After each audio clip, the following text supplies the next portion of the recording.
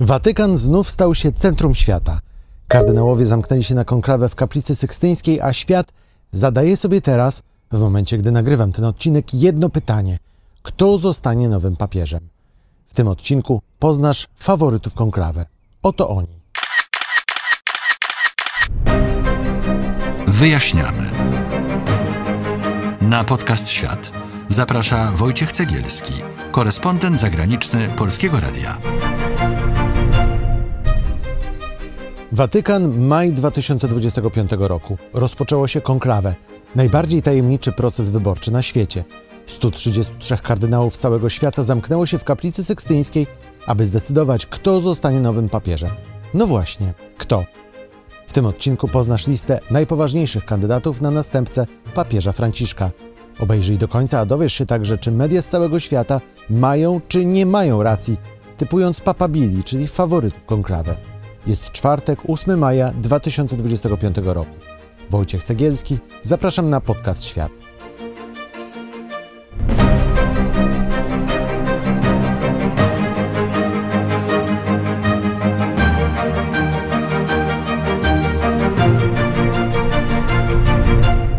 Conclave to elect a new pope to lead the world's 1.4 billion Roman Catholics. Początek konklawy to jeden z dwóch najbardziej spektakularnych momentów. Zaraz do niego dojdziemy. Ale musisz też wiedzieć, że przez ostatnie dni kardynałowie z całego świata zjeżdżali się do Watykanu i spotykali, by rozmawiać o sytuacji i przyszłości Kościoła. To na tych spotkaniach powstawał profil przyszłego papieża. To jeszcze nie były rozmowy o nazwiskach, ale raczej o tym, kim powinien być następca Franciszka i w jakim kierunku ma poprowadzić Kościół. Środa 7 maja 2025 roku to zatem oficjalny początek konklawy. Rano w Bazylice Świętego Piotra kardynałowie, ale także biskupi, księża i wierni modlili się na mszy o dobry wybór papieża. Mszę odprawił ten sam człowiek, który całkiem niedawno pochował papieża Franciszka, czyli kardynał Giovanni Battista Re. On sam ma już 91 lat i nie może już głosować, ale młodszym od siebie kardynałom przypominał, co jest ważne w podejmowaniu decyzji. A po południu zaczęło się to, co wiele osób widziało w filmach. Kardynałowie w uroczystej procesji weszli do kaplicy sykstyńskiej, czyli do miejsca, w którym dokona się wybór papieża. 133 duchownych po kolei składało przysięgę.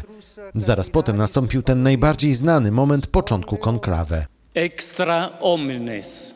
Czyli nic innego jak proszę wyjść. Wszyscy, którzy nie biorą udziału w głosowaniach, musieli opuścić Sykstynę.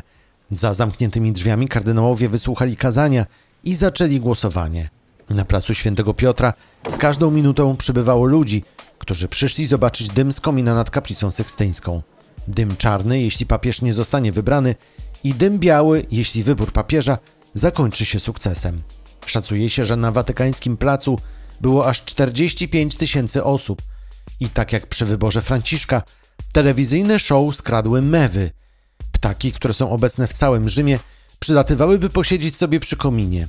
A że na ten komin skierowane były kamery z całego świata, to mewy miały w tym czasie większą oglądalność niż wszystkie wystąpienia Donalda Trumpa. To, co w pierwszym dniu zaskoczyło, to czas. Szacowano, że głosowanie zakończy się około 19:00, ale kardynałowie kazali wszystkim czekać aż do 21:00. Nieoficjalnie z Watykanu wiemy, że powodem opóźnienia było to, że kaznodzieja w Sykstynie mocno się rozgadał. Zatem o 21:00 pojawił się dym. Bez niespodzianek. Dym był czarny, bo rzadko zdarza się, by w czasie pierwszego głosowania udawało się wybrać papieża. Czyli potrzeba będzie kolejnych głosowań, by wybrać papieża. Kogo?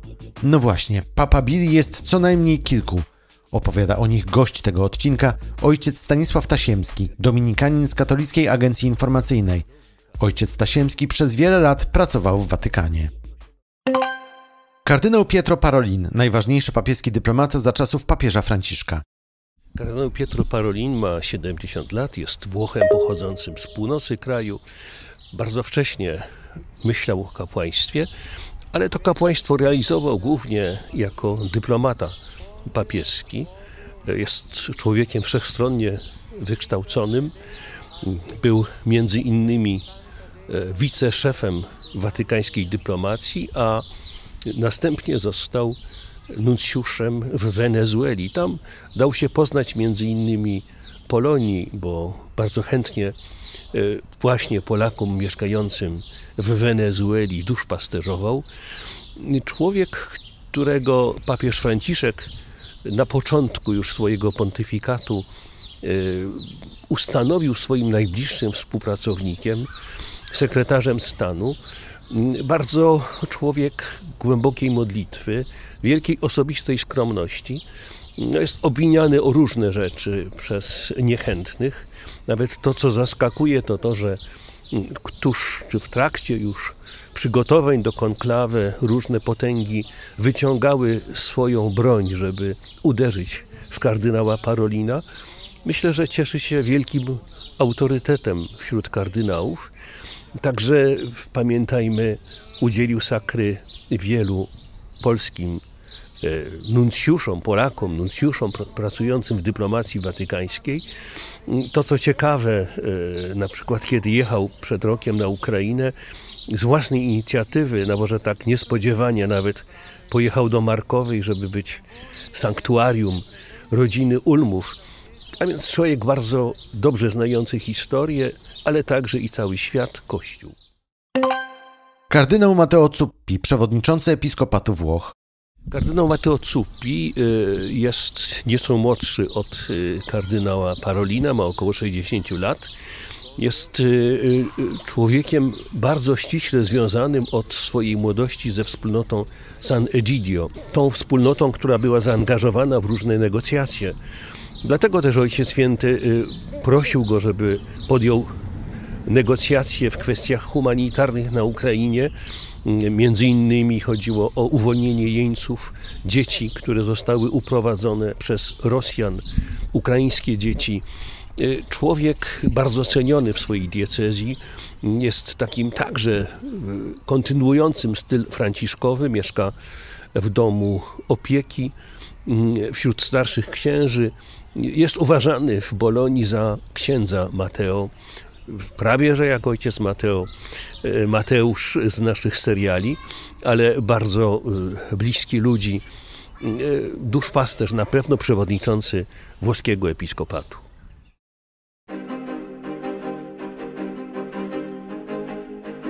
Ojciec Stanisław Tasiemski, dominikanin z Katolickiej Agencji Informacyjnej, który przez wiele lat pracował w Watykanie, jest gościem tego odcinka.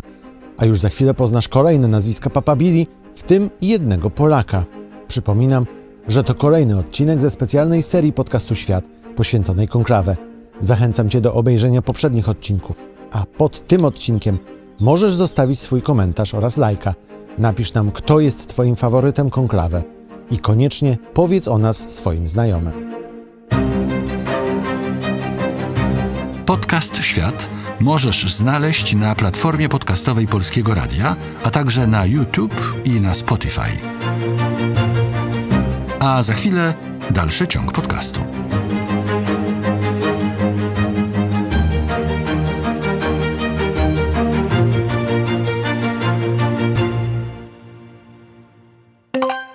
Kardynał Luis Tagle, Filipińczyk, nazywany azjatyckim Franciszkiem.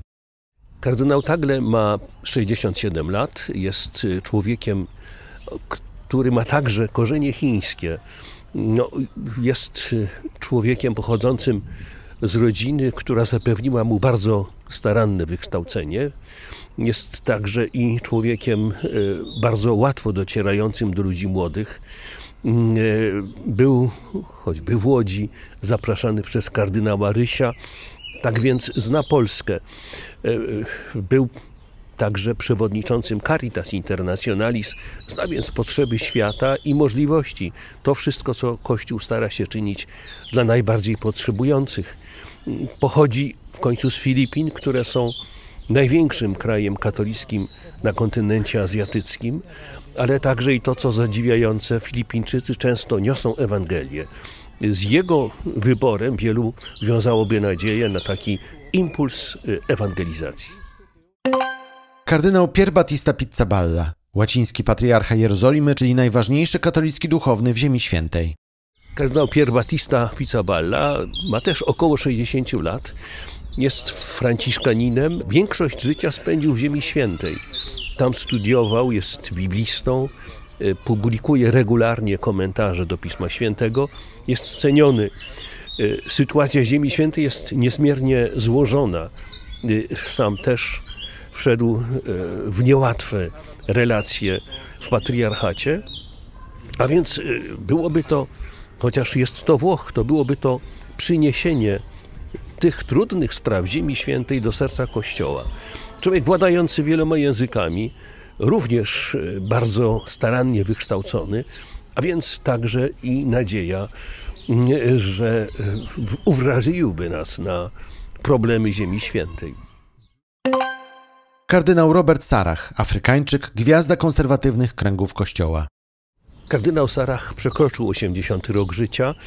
Jest człowiekiem bardzo dobrze wykształconym, miał kłopoty z reżimem komunistycznym, został wezwany do Rzymu, pracował w kongregacji ewangelizacji narodów razem z arcybiskupem Henrykiem Hozerem, tam się polubili. Jest człowiekiem, który ma wielki szacunek dla liturgii przedsoborowej, w ogóle dla liturgii. Był także prefektem Kongregacji do Spraw Kultu Bożego i Dyscypliny Sakramentów. Wiele publikuje, także był w dobrych kontaktach z Benedyktem XVI. To jest pewnie przypomnienie, że nasze stereotypy na temat Afryki są zupełnie już nieaktualne. Pokazują, że także w Afryce są ludzie, którzy znają języki, którzy znają świat i mają co światu dać. Kardynał Konrad Krajewski, jałmużnik papieski, prawa ręka Franciszka, gdy chodzi o pomoc potrzebującym. Kardynał Konrad Krajewski zawsze pewnie bardzo by się denerwował, gdyby mówiono, nie lubi, kiedy się w ogóle do niego mówi kardynale. Jedna z anegdot mówi, że kiedy ktoś tytułuje go eminencjo, to natychmiast żąda pieniędzy dla ubogich.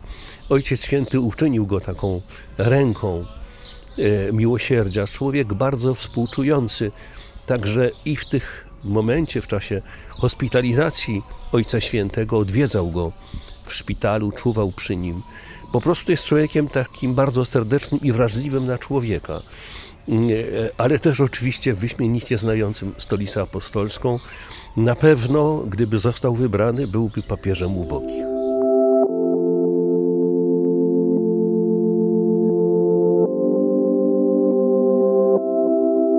Dziennikarze bardzo lubią ścigać się w tym, kto zostanie papieżem.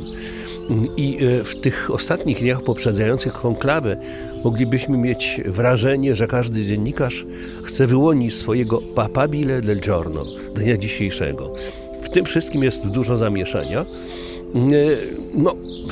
Media bardzo lubią, kiedy się klika, kiedy jest się popularnym. Zachowajmy dystans do tych opinii. Pamiętajmy, że jeżeli wierzyć arcybiskupowi Gensweinowi, sekretarzowi Benedykta XVI, który od 1981 roku był w Watykanie najpierw prefektem Kongregacji Nauki Wiary, otóż w 2013 miał swoje typy, ale wśród tych typów nie trafił, nie było kardynała Bergoglio. Jeżeli więc ktoś, kto tak wyśmienicie zna Kościół, kto ma tak wielką wiedzę, nie potrafi dobrze wyłonić następcy, no to bądźmy też pokorni wobec tych różnych przewidywań dziennikarskich. Oczywiście są różni faworyci, ale potem pamiętajmy, że ten kandydat, który zostanie wybrany, musi uzyskać 2/3 głosów. To się bardzo zmienia, a więc może dojść do tego, że ktoś, kogo dziennikarze nie wymieniali, zostanie wybrany, choćby dlatego, że będzie uosobieniem jedności Kościoła. To jest podstawowa rola papieża. Spekulacje pojawiają się, dziennikarze żyją różnymi informacjami, kawiarnie rzymskie oczywiście pełne są właśnie różnych osób, które wymieniają opinie, ale trzeba też pamiętać, że konklawę toczy się w atmosferze modlitwy. Proszę zauważyć, liturgia sama, otwarcia, rozpoczęcia konklawę jest bardzo mocna. To są jednak takie mocne przestrogi, żeby nie ulegać żadnym wpływom zewnętrznym, żeby wybierać zgodnie z sumieniem i w perspektywie wiary. To jest stąd taka bardzo inna logika, inny sposób działania niż to, co się normalnie donosi o świecie, walki wpływów, popularność. Nie, to są rzeczy drugorzędne. Zastanawiają się kardynałowie nad tym, kto będzie tym wikariuszem Chrystusa na następny pontyfikat. Ja bym nie ufał listom Papabili, aczkolwiek jest to ciekawa i fascynująca zabawa. Takie listy Papabili oczywiście nie powstają teraz po raz pierwszy. One powstawały przy okazji każdego poprzedniego konklawę. Najstarsze chyba konklawy, które zbadałem w prasie, takie medialne konklawy, to był 1903 rok. Wtedy już były listy Papabili. Jeśli chcielibyśmy ocenić skuteczność tych list, to znaczy zadać sobie pytanie, na ile te prognozy dziennikarskie będą trafne, można sobie ocenić, na ile były trafne wtedy. I się okaże, że nie, że przeważnie nikt spośród tych wymienianych nie zostaje papieżem. Oczywiście mamy w pamięci, że kardynał Ratzinger, kardynał Montini, oni rzeczywiście byli wymieniani, że na początku XX wieku rzeczywiście ci papieże byli wymieniani, ale na dalekich miejscach, którzy zostali papieżami. Natomiast na przykład w 2013 roku kardynał Bergoglio nie trafił na żadne listy Papabili. Co ciekawe, trafił w 2005 roku, ale wtedy akurat i dowiedzieliśmy się, że rzeczywiście odgrywał bardzo, bardzo dużą rolę podczas konklawy, ale watykaniści dziennikarze zapomnieli o tym już w 2013 roku i nikt nie brał pod uwagę jego, nikt nie brał pod uwagę kardynała Wojtyły, nikt nie brał pod uwagę kardynała Luciani, mało kto brał pod uwagę kardynała Roncalliego, tylko i wyłącznie tacy, którzy mówili, że jeśli już kardynałowie naprawdę nie będą wiedzieli, kogo wybrać, to wybiorą staruszka kardynała Roncalliego, ale to rzeczywiście jego wybrali. Ksiądz Przemysław Śliwiński, znawca konklawy, gość naszego poprzedniego odcinka, a wcześniej ojciec Stanisław Tasiemski, dominikanin z Katolickiej Agencji Informacyjnej, który przez wiele lat pracował w Watykanie. Opowiadali o tym, kim są faworyci konklawy i czy aby na pewno to właśnie z tego grona będzie pochodził nowy papież. Przypominam, to odcinek z 8 maja 2025 roku, więc jeśli oglądasz nas później, to wiesz już, kto jest nowym papieżem. A nowe odcinki podcastu Świat możesz znaleźć w każdy czwartek i w każdą niedzielę na platformie podcastowej Polskiego Radia, a także na YouTube i na Spotify. Jesteśmy także na Instagramie, na Threads czy na Facebooku. Wszędzie tam znajdziesz nas, wpisując w wyszukiwarkę Podcast Świat.